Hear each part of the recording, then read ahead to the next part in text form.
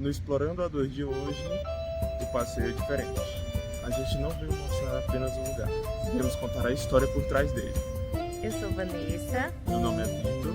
E hoje nós viemos participar de um tour guiado organizado pelo Projeto Histórico de Agricultura intitulado Torres Sagradas, no qual nós vamos fazer esse exploramento, essa exploração das 3 igrejas do centro de Teresina. Vamos conhecer um pouco sobre a história e a arquitetura e também vamos fazer um tour pelo Palácio de Karnak. Então, já se acomodem no sofá porque o vídeo de hoje está começando. Vamos começar o nosso passeio aqui.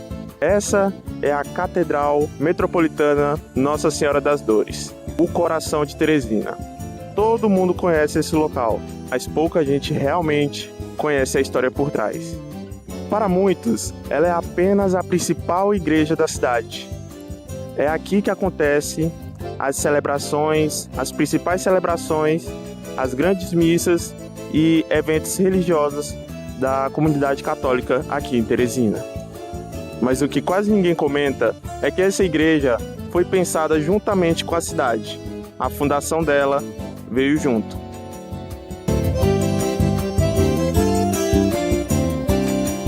A localização da catedral reforça sua importância simbólica. Ela ocupa um ponto estratégico aqui do centro, refletindo a ligação entre fé, poder e organização urbana da cidade. Teresina nasceu como uma capital planejada, sendo ela a primeira capital planejada do Brasil. E a igreja já fazia parte desse plano, desse projeto, desde o início, certo? A escolha também da Nossa Senhora das Dores como padroeira também não foi por acaso. Ela representava o sofrimento, sim, mas, acima de tudo, a esperança de um povo que estava começando uma nova cidade praticamente do zero. Mais pra frente, vamos explicar o porquê do praticamente do zero.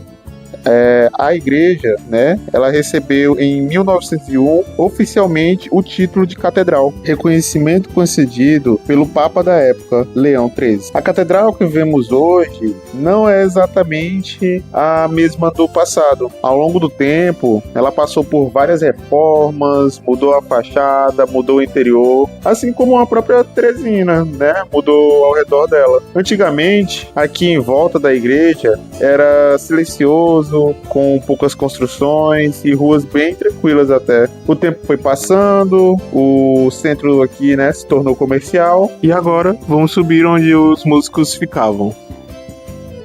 Pessoal, agora estamos indo para o local onde o coral da igreja ficava. E aqui o local onde o coral da igreja ficava para cantar. Olha essa vista aqui de cima. Aqui é o local onde os cantores e os músicos ficavam. Atualmente, não sei se eles já estão utilizando o local, mas na verdade, aqui é histórico e não pode ser removido da história da catedral. O movimento cresceu, o ritmo também acelerou, mas a catedral permaneceu aqui, firme, presente, como uma testemunha viva da história da capital do Piauí. Existem registros de que esse espaço não servia apenas para a fé. Pessoal, depois desse tour aqui pela catedral, agora estamos indo para a igreja Nossa Senhora do Amparo, que agora vai ser totalmente direcionado pela Vanessa. É nóis!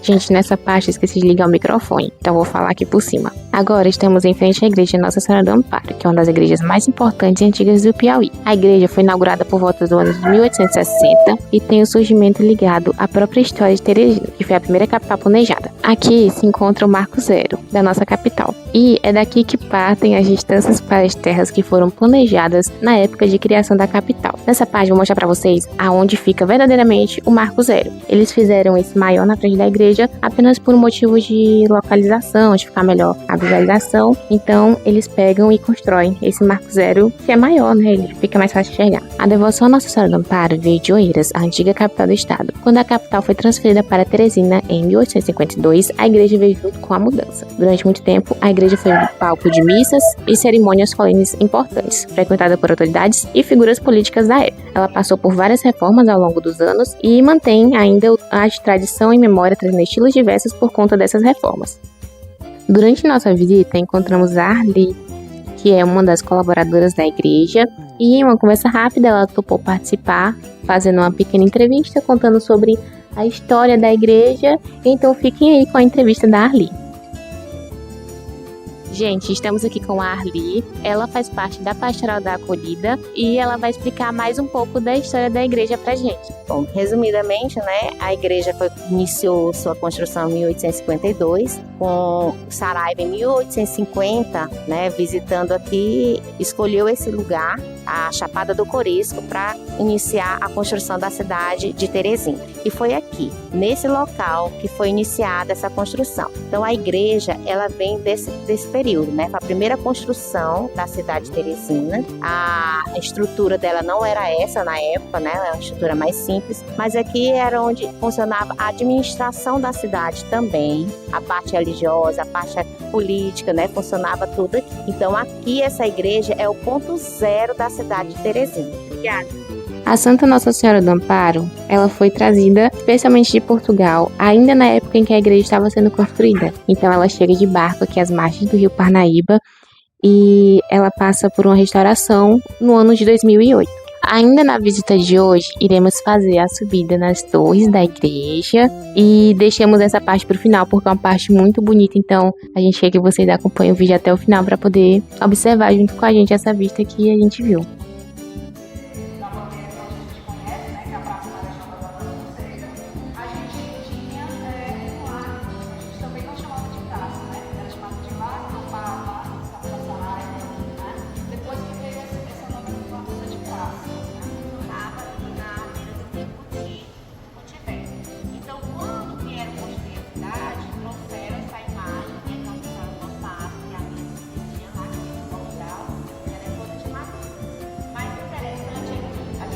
Para os presidentes, né, que a gente está comendo o bicentenário da paróquia, então, eles sigam a paróquia Nossa Senhora do Amparo no Instagram, para vocês acompanharem as festividades e participarem também dessas festividades.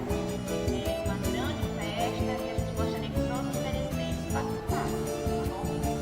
E aí a gente quer que vocês pede, né, que vocês sigam @NS Amparo no Instagram, marquem a paróquia, tirem fotos, participam também do canal de divulgação desse bicentenário, tá bom? Obrigada. Agora vamos para o Palácio de Karnak e quem vai falar sobre a história dele é o Vitor.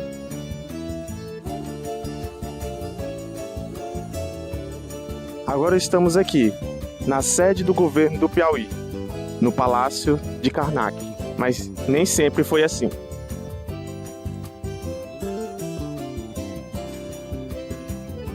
Pessoal, acabamos de descobrir com a guia ali que infelizmente não vamos poder estar entrando no palácio.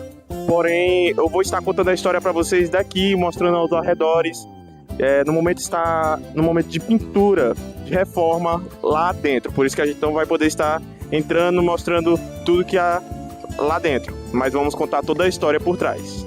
No final do século XIX, esse local não era uma sede do governo. Era apenas uma residência, mas uma residência de uma pessoa muito importante no governo do Piauí. Aqui era a residência de Antonino Freire. Era comum naquela época pessoas da elite darem nomes simbólicos às suas casas. E daí veio o nome Karnak, que era um nome de templos antigos no Egito Antigo, direcionados ao deus egípcio Amun-Ra, que o nome Karnak refere-se a poder, autoridade e ligação divina. Os jardins do Karnak também fazem parte do conjunto histórico e já foram palco de eventos oficiais, recepções diplomáticas e pronunciamentos importantes. Com o passar do tempo, o Estado tomou posse do prédio e ele foi transformado na sede oficial do governo do Piauí. Na frente do Palácio do Karnak tem a Avenida Antonino Freire, conhecida como uma das menores avenidas do mundo, com cerca de 150 metros. Agora estamos indo para a Igreja São Benedito, a última parada do Tempo de Cultura.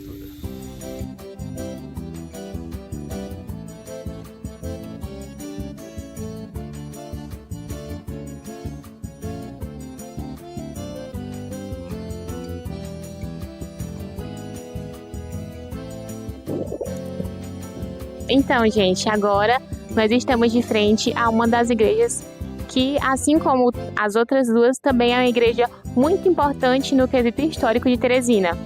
Essa é a igreja de São Benedito.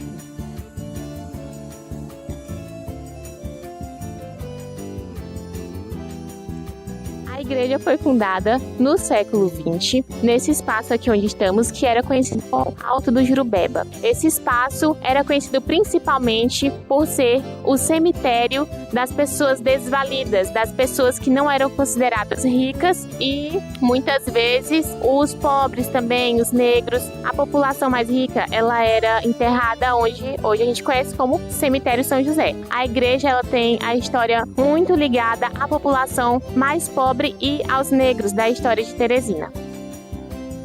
São Benedito, que batiza a igreja, foi um frade franciscano negro, filho de escravizados libertos, e por isso ele se tornou um símbolo muito forte de fé, humildade e resistência. A construção da igreja foi encabeçada pelo missionário Frei Serafim, que passou 12 anos na cidade, tempo da construção do templo, sendo ajudado também pela população mais pobre. A inspiração do missionário e arquiteto veio das basílicas medievais da seu país natal. Seria assim erguida a igreja em forma de cruz, voltada em direção ao rio Parnaíba, marcando o final da cidade na época. Após 12 anos, finalmente havia sido concluída a igreja, verdadeiro presente para a cidade. Frei Serafim dessa forma deixa um legado grandioso. Após isso, deixa a cidade somente 2 semanas depois da inauguração da igreja, voltando para o seu convento na Itália e falecendo 1 ano depois. Seu grande feito foi reconhecido e anos mais tarde seria homenageado com seu nome, batizando a via principal e mais movimentada de Teresina, a Avenida Frei Serafim, que fica atrás da igreja. Enquanto fazíamos a visita, encontramos a Micaele, outra criadora de conteúdo que veio para Teresina conhecer a cidade. Nesse momento, eu fiz uma participação em seu canal Mica Viaja.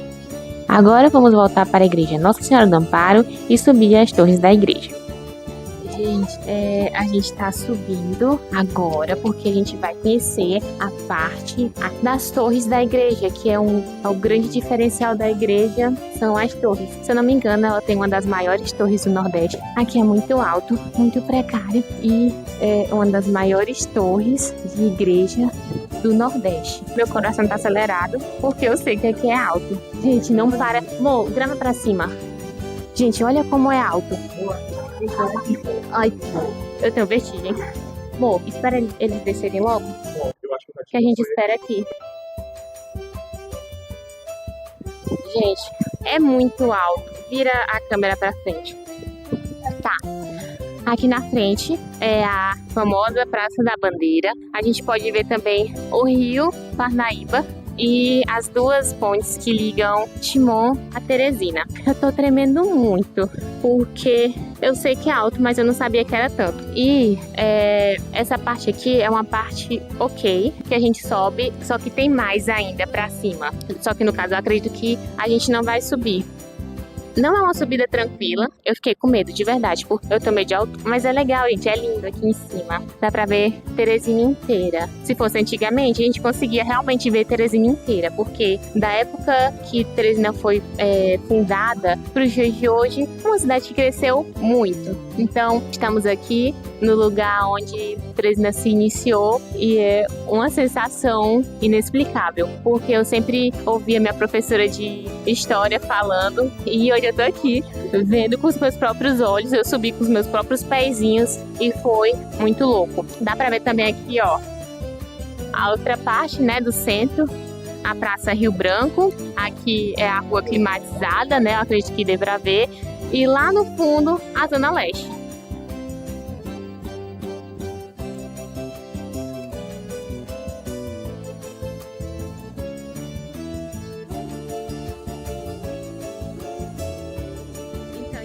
com essa bela visão aqui, essa bela paisagem, nós escolhemos terminar o nosso vídeo, nosso tour pelas Torres Sagradas de Teresina.